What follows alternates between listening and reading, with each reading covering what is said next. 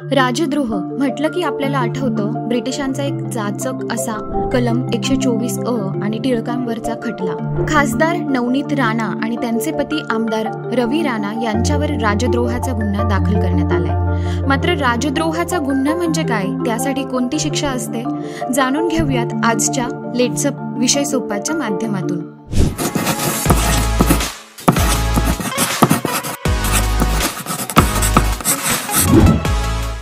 ब्रिटिशांनी भारतीय दंडविधान संहिता म्हणजेच IPC 1860 साली अंमलात आणला. 1870 मध्ये त्यात दुरुस्ती करून कलम 124 चा समावेश करून राजद्रोह म्हणजेच सिडिशन या गुन्ह्याचा अंतर्भाव करण्यात आला.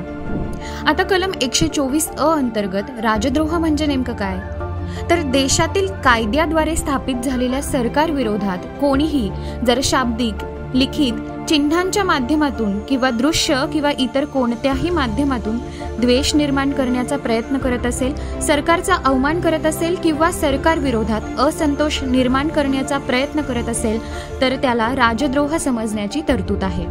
या कलमांतर्गत शिक्षेची काय तरतूद आहे, तर हा एक अजामीनपात्र असा गुन्हा आहे.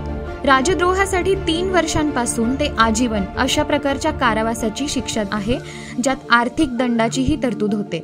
या कायद्याअंतर्गत आरोप असलेली व्यक्ती सरकारी नोकरीसाठी अपात्र ठरते. तर याला काही अपवाद आहेत का? आपल्या राज्यघटनेच्या कलम 19 मध्ये विचार, बोलण्याचे आणि व्यवसायाचे असे विविध हक्क दिले आहेत, परंतु ते अनियंत्रित नाहीत. कायद्याच्या चौकटीतच ही स्वातंत्र्ये आपल्याला उपभोगता येतात. त्यामुळे प्रक्षोभक अशा पद्धतीचे कोणतेही वक्तव्य न करता सनदशीर मार्गाने जर सरकारच्या उपाययोजनांबाबत नापसंती व्यक्त करत त्यांचे लक्ष वेधून घेण्याचा प्रयत्न केला तर हा राजद्रोहाचा गुन्हा होऊ शकत नाही.